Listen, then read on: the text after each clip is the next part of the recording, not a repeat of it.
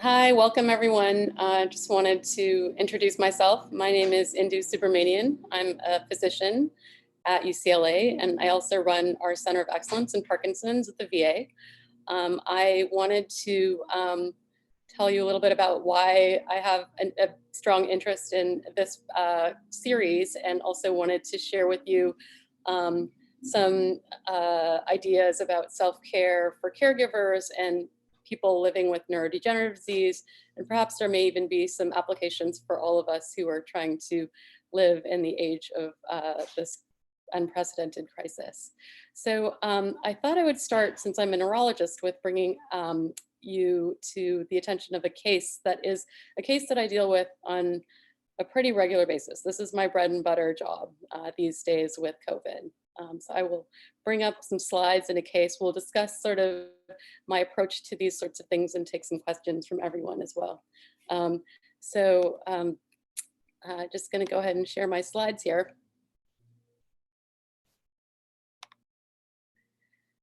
So my topic today is about living with neurodegenerative disease, and wanted to focus a little bit about fostering social connection in a time of social distancing. At baseline, social distancing is present, even in times where we're not physically distanced. We have a huge epidemic or pandemic nationally of having issues with isolation in many communities and loneliness in huge amounts of communities. And so I wanted to bring your attention to some of these things and perhaps highlight some ways that we can help through this stressful time.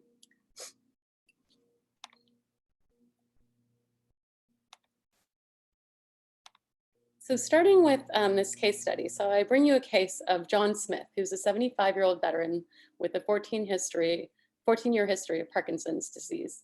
Judy has been married to John for 50 years, and they have 3 adult children, 2 of whom live nearby. Judy has enjoyed playing with their 4 grandchildren, ages 4 through 10, on a weekly basis. Judy has helped to clean her home for about 4 hours per week and visits with a friend while John has a physical therapy session once per week for an hour. Once every 2 weeks, Judy leaves John with one of her children to get her nails or hair done. John has had a decline in his memory for the past few years. He has a tendency to fall once per week. He occasionally sees things that are not there. Additionally, John has some depression and anxiety for the past 5 years. He also has significant apathy. I'll be telling you a little bit about apathy in a minute. Judy tries to motivate him to exercise or to visit with his fellow vets at the VA. And it's been a struggle. He has some insomnia and some urge to urinate 3 to 4 times per night. Since COVID, Judy has not been able to see her grandchildren or her adult children except for a socially distanced meeting with her daughter, who brings groceries to her once per week. They have not had any physical therapy or exercise class. They have not visited the VA for the last 8 weeks, which was a huge social interaction for John especially. They largely watch news of COVID and the crisis for many hours at all times of the day and night. And the few times I've been able to call them, the TV's on in the background. John's anxiety and depression have worsened. His insomnia is worse, and he is more confused. John has been napping in the day and is up at all nights. He has been all times at night as well. He has been worse with his compliance with his medications. He takes Parkinson's medicines multiple times a day, and this is usually timed with his normal wake-sleep cycle. And so he's off his medication schedule. His balance is worse, and he has had some near falls at home. Judy is also having anxiety now and is finding it difficult to sleep at night. She is exhausted. She has been drinking more wine than usual every night. She worries that if something happens to her, there will be no one to take care of John. So this is a pretty common scenario that we're taking care of in many patients with chronic disease on a daily basis through this COVID crisis. So I wanted to teach you a little bit about Parkinson's disease and neurodegeneration in general, to speak a little bit about apathy and some of these specific non-motor issues that I've brought up here. And then we'll talk about ways to address these. And even though you may not have Parkinson's, or you may not know someone who has Parkinson's themselves, with normal aging, many of these non-motor issues that we see in Parkinson's can occur. And so we may be dealing with these things anyways. So in general, with Parkinson's, there's motor issues, and then there's also non-motor issues as well. And in the non-motor issue realm, there's things like depression and anxiety that are very common. And apathy is something that we see a lot of. And what apathy is basically a lack of motivation or interest. Patients develop things like diminished goal-oriented behavior. They have decreased emotional expression. They have things that people think look like laziness, depression, or poor initiative. And caregivers often will describe things like he doesn't look like he cares. He doesn't start things or finish them on time. He's very quiet. He seems bored and withdrawn. Sometimes he sits alone all day and does nothing. There appears like a lack of enthusiasm. And some patients even say that, their family thinks that they're couch potatoes. And so I think many of us can identify with this apathy issue in the COVID era. I feel like I have a lot of this sometimes with the, sort of emotional weight of all the things that are happening. So there's sort of this, I don't really, have motivation. It's sort of like a meh feeling all day long. And so many patients are describing this, even at baseline with Parkinson's, and now with COVID and the issues that we're dealing with, this has magnified this issue. And the consequences in our populations of things like apathy include things like decreased activity of daily living. It really can be very distressful for the caregiver and the other family members. It leads to a worse outcome of disease, worse compliance with medications, rehabilitation. For those of you who are physical therapists working with some of these patients can be very difficult because the patient has goals that are set in front of them, but they really can't achieve a good rehab outcome. And a lot of the times patients will isolate themselves more and not leave the home, and this will lead to more social isolation. So when we think about COVID these days, this is what the scenario that I just described with apathy is quite common in Parkinson's patients. Up to 40% of our patients with Parkinson's have apathy as something that they struggle with on a regular basis. But in general, other neurodegenerative diseases can have this sort of issue as well, including Alzheimer's disease. I wanted to describe how COVID affects this burden of care of Parkinson's patients. So when we think about something like Parkinson's disease, and a lot of what we talk about is treatment with medications, sometimes surgeries, but a lifestyle approach is very, very important for our patients. And literally from day one of diagnosis, a lot of us spend time talking about exercising and getting out, socially connecting. This is part and parcel of the way that we approach this disease. So with COVID and the coexisting social isolation and the stressors that have happened, and also a lot of our patients have not been able to get physical therapy, rehab, they haven't been going to the yoga classes that we've plugged them into. There's really this worry that patients are going to have issues that are magnified with social isolation and physical inactivity that can really worsen the motor issues in their disease as well as the non-motor issues in their disease. Non-motor issues in Parkinson's can also include things like not only depression and anxiety that I've already described and apathy, but can even affect memory and thinking, some of the cognitive faculties, and in some cases even lead to issues with psychosis or seeing things that aren't there. And some of these things, as you see in the case that I just described in John, have exacerbated given the fact that he's now isolated and not able to socially connect. And so a lot of us are looking at strategies to keep the dream alive, so to speak, for these patients. And I've been a big advocate for Parkinson's patients, and especially in the universe of integrative medicine, which I have a subspecialty training in. And I've really been fascinated by the possible effects of yoga and mindfulness in this population, even before COVID. And I think from looking at this pictorial, which comes from an article that was literally released 2 weeks after COVID crisis started, even normally trained Western neurologists are touting the benefits of some of these things. And so we see here in this pictorial that we have things like socializing online, mindfulness. You see a patient here who looks like they're exercising on a bike as well. And so we've really been looking at ways to reach out to patients with thinking about mindfulness and yoga, in-home exercises, strategies to really help with self-care in these populations that are really at risk, and also thinking about the caregivers that are also at baseline. Many of them are dealing with a lot of issues and are at risk for burning out. And now with COVID, given the increased isolation that they're facing, we're really having to worry about families, perhaps a couple, and living in a dyad at home that are socially isolated without all the benefits that they've had from these other allied health professionals, for example, physical therapy visits or yoga classes, and how to keep them exercising and mentally well in their homes. So I wanted to point to a few data points that we have collected recently. One or two things are looking at things like loneliness and social isolation. We actually have some really hot off the press data looking at Parkinson's patients through a survey. And we have some data showing here that loneliness is a huge predictive factor in poor outcome in Parkinson's disease.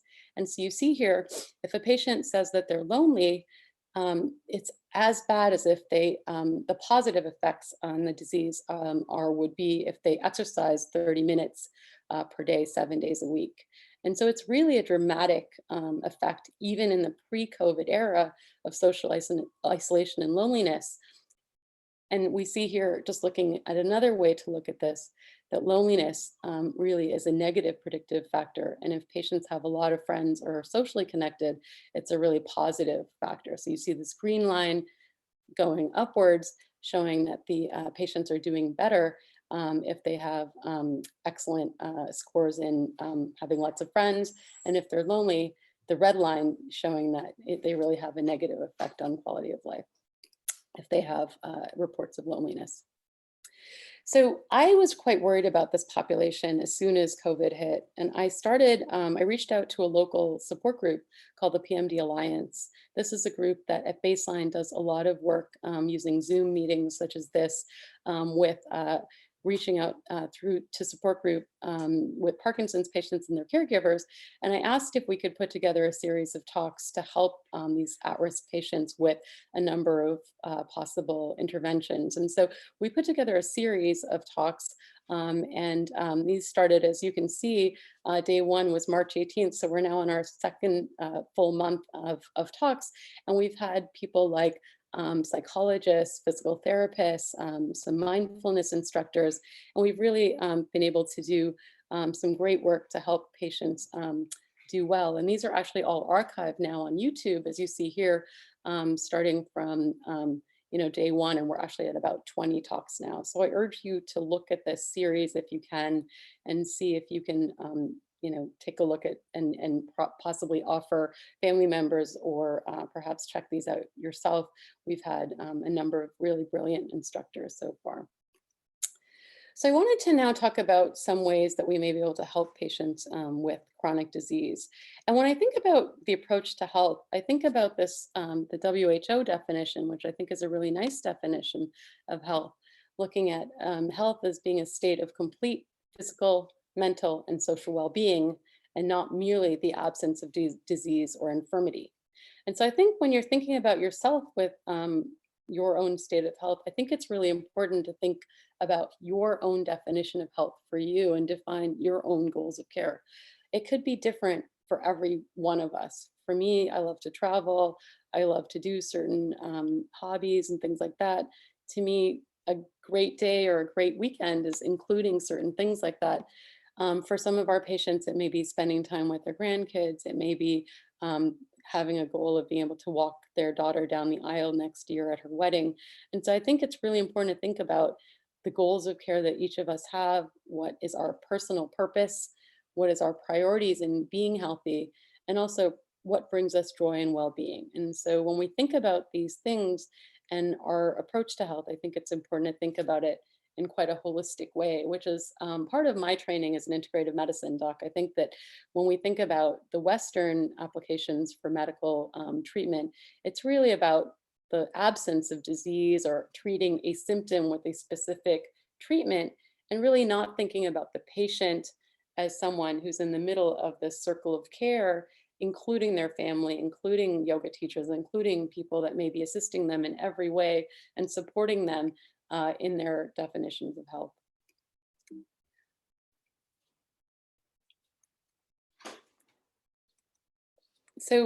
Just a few approaches to staying healthy. I just wanted to start sort of from the brain, the mind, and go work our way down.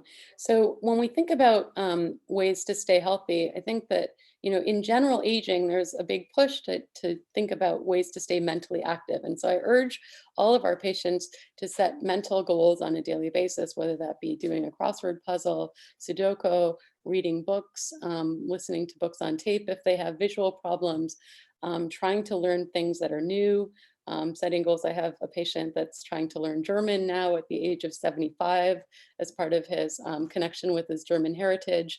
He's just started to learn German, which is pretty inspirational. I have patients that start to learn or reconnect with musical instruments that they may have enjoyed when they were teenagers. And so it's really kind of an amazing thing to see patients who are at later in life really trying to keep mentally active. I think in the coronavirus age, when many of us are withdrawing from being able to travel around the world or enjoy great food, I've really enjoyed reminiscing with old photos of trips and family events in order to really feel connected to some of these places that I love and some of the people that I can't see. And also, when we're thinking about staying mentally active, I think it's really important to try to stay productive, but also to set bite-sized goals. So I think the sense that we're going to read War and Peace in its entirety in 2 days is really not going to happen, even if it's something like reading a certain part of a short story, and setting 30 minutes to read every day. I think it's very helpful to set small goals to sort of keep mentally active. And one of the reasons to stay mentally active, I'm going to show you a few pictorials here. I worked with Mikhail Moskowitz, who's a psychologist, cartoonist, and we've been working on some things to help patients in the coronavirus era. She has some beautiful offerings on this website called whiteboardpsychology.com. I urge you to check it out. A lot of great resources around how to survive this pandemic, looking at things like grief, looking at things like anxiety and depression. And I'll show you a number of her slides through my talk here. So other reasons to stay mentally active are so that when we're busy and we're being constructive, there's less space to really worry and occupy our thoughts with anxiety. And so there's many, many things to worry about. I think we've all felt many of these things in the last 8 weeks. And, this is just possibly the start of the change of the new normal. And so these are things that we're going to probably have to deal with in some way or the other for, months and possible years to come. So I think, the sooner we can try to stave off some of these thoughts, the better off I think many of us will be. Another thing that I think is really a priority in anyone with neurodegenerative disease is the thought that exercise is medicine. And really, these days in neurology, we're getting patients to exercise from day one of diagnoses like Parkinson's disease. More is more, mixing it up is really important. And so trying possibly different things so that you don't get bored. In the pre-COVID era, a lot of us were encouraging our patients to do group classes with the hope to socially connect, as well as to do things that are physically active. Is really, you're getting the benefits, if you think about that slide I showed you, of the physical activity as well as the social connection. Trying to do things that we love will keep it sustainable, and also perhaps getting a coach or getting a physical therapy guide or even a yoga teacher can be very helpful in many of these approaches. When we think about exercise, there's many aspects to exercise. And so if you can drizzle in some of these things like using skill-based movements, so these are goal-oriented movements that can have that have timing, and involve timing and space accuracy, as well as achieving predetermined objectives. And yoga can definitely fit into this. This is helpful. Aerobic exercise in which we're getting the heart rate up, we're getting the respiratory rate up. This is also helpful. And if you think about certain flow movements in yoga, this can be incorporated in yoga. There's also resistance training, looking at improving muscular strength and endurance. I think that yoga definitely can tap into this. Balance is helpful to practice. And so in any older patient as they age, working on balance, and certainly in our Parkinson's populations, this is important. And I think that yoga can work on this aspect. The mind-body approaches are really important in these populations, and we'll speak more about those individually. I think that yoga and Tai Chi can be very helpful for that. And then working on stretching and flexibility is also important for the human body. And when we think about things like Parkinson's, where you develop stiffness and slowness of muscles, yoga is really a helpful intervention for Parkinson's patients as well.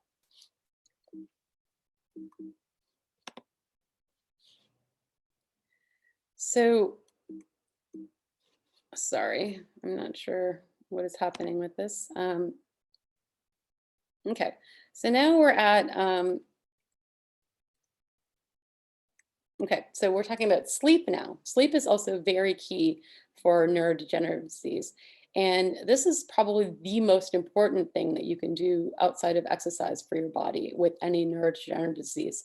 Sleep is really when the body is detoxifying the mind. We get rid of a lot of protein accumulation that happens in cells during sleep, and it really replenishes the body in a pretty important way. It's important to try to get consolidated sleep because this is really when the detoxification occurs. And so if you can get 8 hours of sleep per night, that's really the goal. In Parkinson's and other neurodegenerative diseases, sometimes more is better than that. But really, if you can think about a goal of 8 hours, I think it's really probably a good start. In terms of thinking about your day and organizing it, it's helpful to write the goals of what you want to do every day out. Thinking about trying to incorporate cardio every day if you have sleep issues is helpful because the more increased heart rate you get in the day, the better you will sleep at night.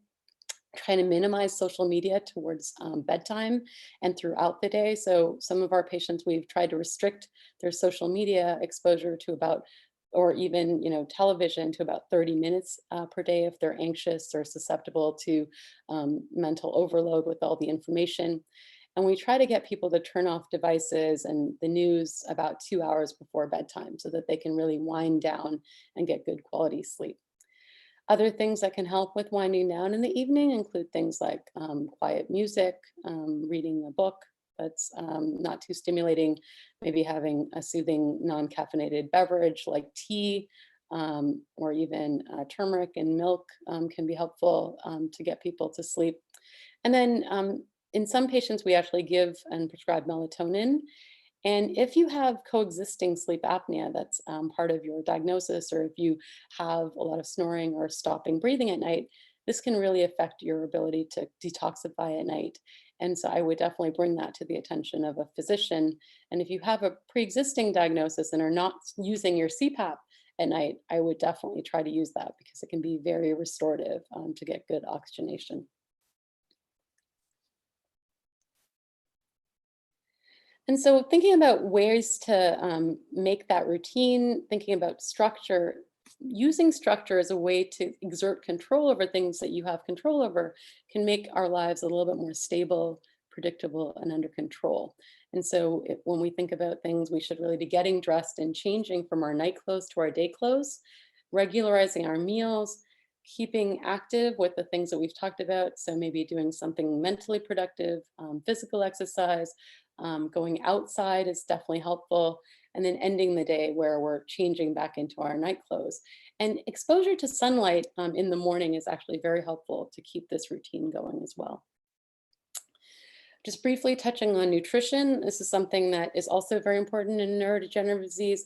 Most of the things that we are generally talking about in Parkinson's follow the guidelines of normal aging nutrition. And so thinking about things like a Mediterranean diet with lots of fresh fruits and vegetables, whole food, plant-based largely is the way to go. Thinking about healthy fats like olive oil and things like nut oils, chia seeds, flax seeds, things like that are very good. Thinking about lots of variety and color and high fiber definitely is helpful too for our patients as they can often get constipated. Now we're just going to come to some slides about what my main hope for all of us from this talk should be. So social connection is so key in aging in general. And what we're seeing even outside of the Parkinson's universe and literature is that if you are lonely or socially isolated, that it can actually be a major risk factor for morbidity and mortality. And in some populations, being lonely is worse for you than if you smoked 15 cigarettes a day, if you were obese or had other cardiovascular risk factors. And so it is a real risk factor for having bad outcomes in various disease states. And that's why we've worried about Parkinson's patients and certainly normal aging as well. This is something that is known and that we're trying to have more discussion around. In fact, Vivek Murthy, who was a former Surgeon General, just wrote a lovely book on loneliness and its effects on health. And so I'd urge many of you to read that.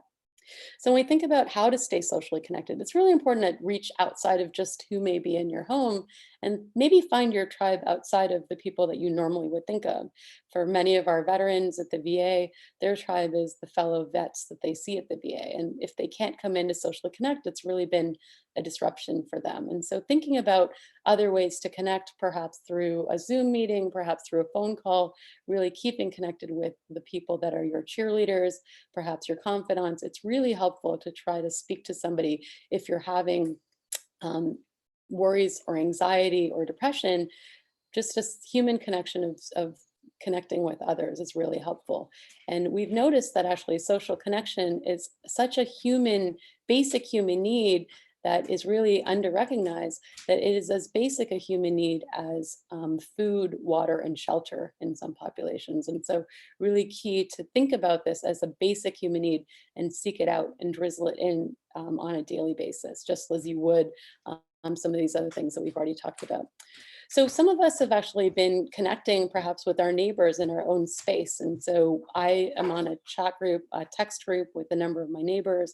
We are looking out for each other. And I think that coronavirus is actually really connecting us to people in our own environments, in our own neighborhoods, and globally connecting us to populations that we may not have otherwise felt connected to. So I think in some ways, when we think about silver linings, which I'll speak about in a minute, these are things that I think are coming out of this pandemic. Other ways to connect, joining a support group. So we've been having this online support group twice a week for Parkinson's patients. We have many of our physical therapists and coaches are working on exercise classes that are happening online. There's a number of online religious and spiritual support groups, spiritual groups and religious groups that are meeting. So many ways to stay socially distanced, but still connect. One thing that I wanted to bring your attention to is the concept of volunteerism. And a lot of our Parkinson's patients are older.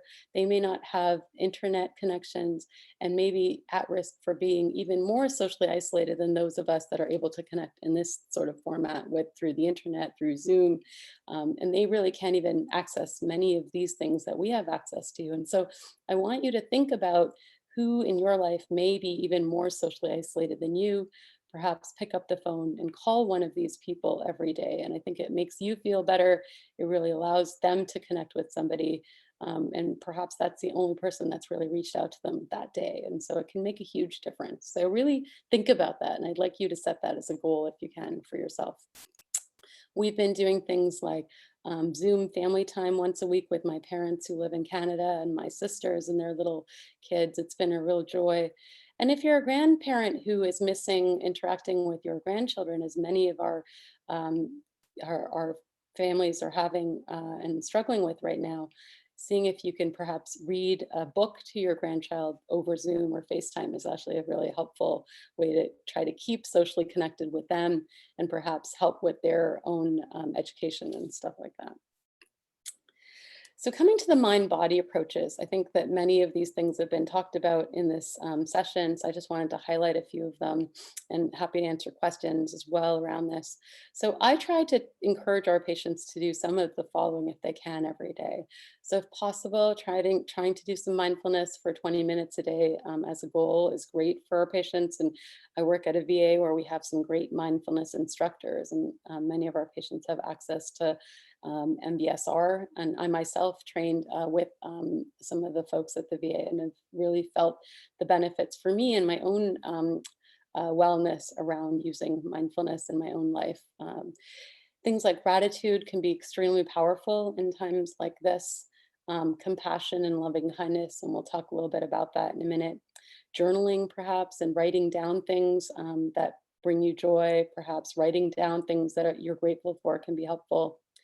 Listing things that you can and cannot control is sometimes helpful. I have a lot of friends that have been irritated about the fact that they're wearing masks, but others are not. These are the types of things that we may not have control over. If your neighbor chooses to do certain things, perhaps hold a barbecue in their backyard, when they've been told not to, these may be things that you may not have control over. And sometimes just realizing what we do and don't have control over can actually be very helpful. Working with breath control and breathing exercises can be very helpful. Spending time in nature with things like gardening, forest bathing, perhaps gathering around your fire pit at night. These are all things that can actually be very soothing. And there have actually been studies looking at the effects of nature on the human body. And actually, plants and trees actually release chemicals that are actually beneficial to wellness in humans. And so, connecting with nature on walks, I've noticed that I've been spending a lot more time in my garden and really being present with some of the sights and smells and sounds in my garden. It's really been very helpful to me from my day-to-day existence. Things like prayer, singing, dancing, playing music, maybe connecting with art. These are all very helpful. And I think incorporating humor a little bit. And so if there's a fun joke or something that I've gotten that has made me laugh, I often will spread it around to other folks as well. I wanted to spend a minute talking about self-care. So many of our patients are cared for with caregivers that are in their homes. And many of our caregivers, as I mentioned, are at risk for burning out and feeling socially isolated. They're not able to get any respite. They're often with their spouse 24/7. And I really do worry about the caregivers as well. So I really want to take a moment to just spend a slide or two talking about caregivers and really making sure that we're taking care of our caregivers. It's important for caregivers to take care of themselves. And I tell them that because it's like the oxygen mask analogy. If you are on a plane and you need oxygen and the oxygen mask fall towards you, they always say to put the oxygen mask on yourself first before trying to help your loved ones. And that's because if something happens to you, we really have to worry about who's going to take care of our patients. And so really important to take care of yourself. So again, getting sleep, getting exercise, eating well, hydrating well, even for our caregivers is so important. Getting breaks when you need them, finding social connection, perhaps having a battle buddy, as we call it, to really reaching out to be able to speak to somebody who checks in with you every day. And many of us, even in healthcare, are finding that we need somebody to check in with just to say, are you okay? I'm doing pretty well. How was your day yesterday at work? Finding a way to connect socially to kind of talk through some of the stressors that we're having is actually very helpful. And then if you're really hitting a wall and you're really in trouble, you feel like you may not be in control of what you're doing, reaching out for help either through the medical community or even calling a suicide prevention line if you feel like you need it is really important to take care of yourself and listen to what your own emotions are telling you. So again, stressing that battle buddy concept. And then I just wanted to spend a minute talking about giving yourself permission to be kind to yourself. I think I've been trying to deal with the balance of many things. We're having issues with being, I'm a parent, I'm trying to help my kids school at home. You've seen some people walking behind me. These are my children in this video. Thinking about keeping them on track from school and being their kind of teacher and facilitator, trying to take care of all my patients at work, trying to take care of my families. I'm emotionally exhausted because we are the pillars, many of us, for supporting everyone around us. And it's just not sustainable to do all of these things well. And so when we think about the job of a healthcare provider or a caregiver or a parent, and trying to combine any of these things, each of these jobs is actually a full-time job in and of itself. And so when we're expecting to do all of these things well, it's really near impossible. So I think it's important to not compare ourselves to each other or things that we're seeing on the internet. I have colleagues that are really productive right now, publishing many papers. I have friends that are painting their whole homes and cleaning out their garage.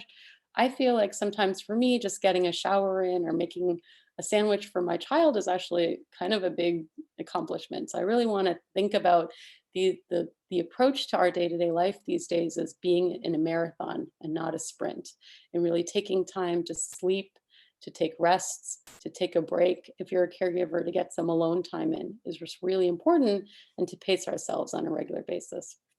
Um, I'm sharing here just a slide of some work that I worked on with Mickey Moskowitz, who's that cartoonist. We put together these emotions that many people are feeling in the healthcare provider world. We look at things like grief, fear, exhaustion. Many of these things can apply even to many of us who are not healthcare providers, perhaps caregivers on a day-to-day basis. And then there are some positive ones too. I think many of us has found that we've had more courage than we thought we may have had. There's been increased solidarity with feeling like we're part of a whole and connecting through ways that we never have connected before with our neighbors, with our medical teams at work. And I think many of us have hope for the future. So I think it's important to realize that many of us are grieving in different ways. Even if we haven't lost a loved one through COVID, we're grieving things like the loss of our routines, of being able to go out and have a nice meal with a group, having a loss of connection, a loss of normalcy, a loss of certainty. So I guide you to this quote by David Kessler. I didn't want to stop at acceptance when I experienced some personal grief. I wanted meaning in the darkest hours. And I do believe we find light in those times. Even now, people are realizing they can connect through technology. They are not as remote as they thought. They are realizing they can use their phones for long conversations. They're appreciating walks. I believe we will continue to find meaning now and when this is over. And so I want to, again, think about hope, think about the future and possible silver linings. And so I just wanted to spend two last slides talking about what I perceive as possible silver linings. So we've had the ability, many of us, to take a moment to step back from all the, I would normally have traveled a lot, given a lot of talks internationally. I've been much more present in my own home, in my own garden, smelling the roses, taking time to enjoy some moments with my children that I may not have had time to. So being present, taking a moment to pause and reflect, realizing how uncertain things can be and what we have actually taken for granted in the past is something else that I've noticed. And I'm also realizing how important social connection is and our global connection to one another. On a spiritual level, I feel like I'm having a new respect for the planet, for Mother Earth, and many of the worries about global warming and some of the rising issues with the fear of the planet have really, I think, been on our plate. And I think we're hopefully taking some time now to think about this in a different light. I think we're also thinking a little bit more altruistically about not just the good of for me, but for the good of everyone, and wearing masks and hand washing and social distancing is really cementing that. And then I think there's been a tremendous gratitude for many of the folks that we may have taken for granted in our daily lives. People like the postal person who's delivering your mail, grocery workers, teachers, all of these people that we may not have spent time to thank individually. We're realizing how important these people are. And the silver linings in healthcare are many. I think we have we've been shining a light in seeing this COVID crisis on the social inequalities that have defined our healthcare systems to date. And I think it's an opportunity to really change for the good many of the things that we have in place. We've had a chance to break down barriers in areas such as telehealth, possibly isolation barriers, insurance barriers, just trying to get health out to the people that need it, healthcare out to the people that need it. And hopefully we can continue this in the future. I've had a new appreciation for all the people on the healthcare teams, all the frontline workers, from respiratory therapists to the people who are working in cleaning the hospital. There's just been a very different sense of unified solidarity, I think, in this time. And even the labels that we have as doctors versus nurses versus this varied hierarchy of who's on top have really changed. I think we're all just working together in a really beautiful way. Some of the other exciting things that I look forward to are the palliative care providers are really shining, and I have a strong interest in end of life issues and some areas in hospice interests as well. And I think that these folks are really coming forward as some of the real heroes of this time. And I think even from the integrative medicine world, looking at people who are like yoga teachers and mindfulness teachers are so key. And even the pictorial that I just showed you about who's helping in the home to keep our patients well and from decompensating with neurodegenerative disease are actually people like yoga teachers and mindfulness teachers. I think it's a real opportunity for those of us who believe in this as part and parcel of healthcare provision. It's a real opportunity to say, you know, here we are, we're doing this work, and this should be paid for and promoted in the future as part of healthcare. And then I think we've also had an opportunity to normalize advanced care planning. And I think many of us are thinking about our own mortality, what we would want in the future if we got sick. And I think some of these conversations are actually happening in ways that never happened before. And so I'm really excited about the opportunity to look to the future. So I wanted to thank you for the opportunity. I'm happy to take any questions in our few minutes that we have remaining. I wanted to also put up one of my favorite Viktor Frankl quotes. Just as a close, between stimulus and response, there is a space. In that space is our power to choose our response. In our response lies our growth and our freedom. And so I think though we're dealing with this pandemic, I think we can have the opportunity to control the way that we're responding to it and think about ways that we can really give to one another and hopefully build a future that's more promising and better than our past ever was. Thank you. Wow, Dr. Indu, what a packed, wonderful resource for people. But I think more important than data is your humanity and your vulnerability to express how you are looking at this, but also then the silver linings that, yes, it's hard and it's heavy, but also we have these silver linings. So thank you so much for covering that. And my wife's an end of life hospice social worker, and my daughter's elder law attorney, both of whom say, get those advanced directives going, get the, you know, because that gives us a sense of security, right? If we have things lined up, it's the one opportunity that we have towards certainty. I did, since we're just got a couple minutes left, I wanted to let the viewers know that I will be putting the links off of all those resources you had. I'll put that under the description of your YouTube video. So this goes to YouTube on the HealthFlix channel. You just search HealthFlix on YouTube, and in there I'll pull those different addresses so people can access all that amazing support information that you have there. And because you touched on the silver linings in that, I think one of the big things maybe to offer people is the difference between loneliness and alone. Okay, because in our culture, I think we tend to equate the two. And so those mind-body practices that you keep pointing to and emphasizing, I think maybe isn't that the thing?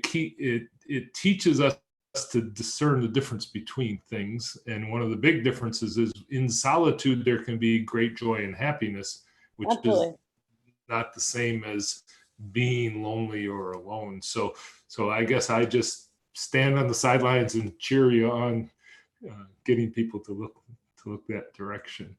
I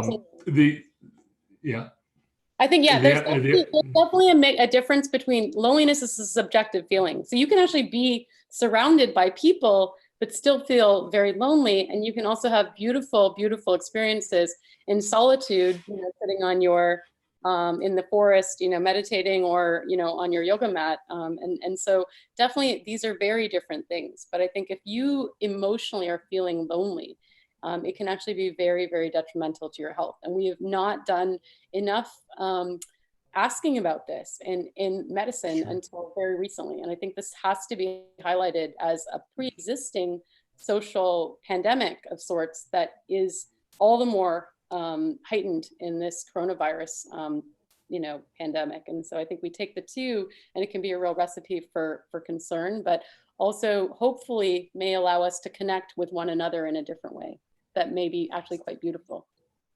Right. And that's such a great note to end on. So we appreciate you carving out the time, and Absolutely. acknowledge to your family, appreciate everybody tiptoeing through, and because these are fun times. But so this will be available as a YouTube for our listeners to come back. And when you come back, I'll have those links in there for you too. So on behalf of HealthFlix, thank you for your incredible generosity, and stay safe and keep helping those folks out there. Okay. Thank you. Namaste. Appreciate it. Namaste. Yeah. Okay. And I'll sign us out then. Okay. Okay. Bye bye.